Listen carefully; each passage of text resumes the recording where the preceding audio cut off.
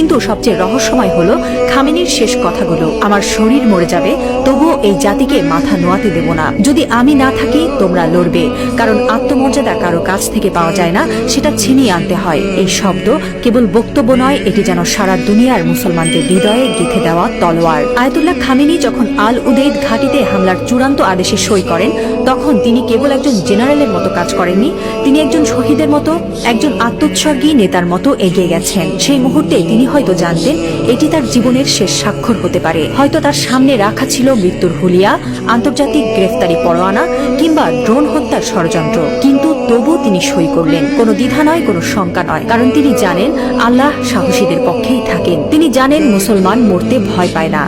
যারা আল্লাহর পক্ষে থাকেন তারা জানে মৃত্যু মানেই পরাজয় নয়, বরং আত্মত্যাগী বিজয়ের শুরু। এই একজন মানুষ এখন আর কেবল ইরানের নেতা নন, তিনি হয়ে উঠছেন সারা বিশ্বের মুসলিম উম্মার প্রতীক। একজন বিশ্বাসী, একজন অটল মুজাহিদ, একজন সাহসী পিতার মতো তিনি বলছেন, আমি থাকি বা না থাকি তোমরা লড়বে। হ্যাঁ মুসলিম উম্মাহ, তোমরা মাথা নিচু করো না। লা ইলাহা ইল্লাল্লাহ, আল্লাহ ছাড়া আর কোনো ইলাহ নেই।